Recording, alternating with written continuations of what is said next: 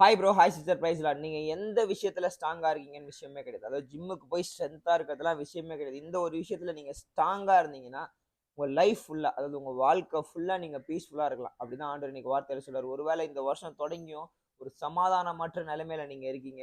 ஒரு ஒரு புடிப்பே இல்லடா வாழ்க்கையில அப்படின்னு இருந்தீங்கன்னா, உங்களுக்கான வார்த்தை தான் ஆண்டவர் பேசுறாரு. நான் வார்த்தைக்குள்ள போய் தெளிவுபடுத்துறேன். ஏசாயா தீர்க்கதரிசன புத்தகம் 26ஆம் அதிகாரம் 3ஆம் வசனம்.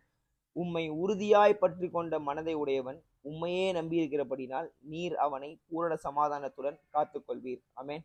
அவர் நம்மளை காத்துக்கொள்ளணும் அப்படின்னா இந்த ரெண்டு விஷயம். நம்மளை அவரை விட்டா வேற யாருமே கிடையாது. உங்களுக்கு ஒரு பிரச்சனைனா நீங்க மனுஷனை தேடுறது, வேற எங்கன்னா போய் ஆதாயம் தேடுறது இல்லாம அவர் தான்டா எனக்கு அப்படின்னு சொல்லி ஒண்ணு இருக்கணும். ரெண்டாவது, அவர் மேல மாத்திரம் தான் உங்களுடைய நம்பிக்கை இருக்கணும். ஸோ இந்த ஒரு ரெண்டு விஷயத்துல நீங்க ஸ்ட்ராங்கா இருந்துட்டீங்க அப்படின்னாலே, அதாவது உறுதியா பலனா, ஓகே, ஜிம்முக்கு போய் ஸ்ட்ரென்த் ஆகிறதெல்லாம் காட்டிலும் இதுலயும் நீங்க பலனா. ஏன்னா என்னுடைய வாழ்க்கையில நான் என்னதான் ஒரு ஃபிட்னஸ் ட்ரைனரா இருந்தாலும், எக்ஸசைஸ் பண்ணாலும், பட் அவரை விட்டேன்னா என்னுடைய உறுதியற்ற நிலைமை தான் என்னுடைய வாழ்க்கையில. ஸோ அதனால நான் அவரை உறுதியா பற்றி கொண்டிருக்கேன். கர்த்தர் இதுவரைக்கும் சமாதானமா என்னை பாதுகாத்து நடத்திட்டு போயிட்டு இருக்காரு. ஒருவேளை உங்களுக்கு சமாதானமற்ற ஒரு வாழ்க்கை இருந்ததுன்னா, ப்ளீஸ் அவரை உறுதியா பற்றிக் கொள்ளுங்க. அவரை ஒருத்தரை மாத்திரம் நம்புங்க. வேற எதுவும் சொல்றதுக்கு இல்ல. உங்களுடைய வாழ்க்கையில பெரிய காரியங்களை செய்ய அவர் ஒருவரே வல்லவர். இதனால் இல்லாம மீட்டும் கர்த்தருக்கு ஸ்தோத்திரம். ஆமென். அல்லேலூயா. Love you.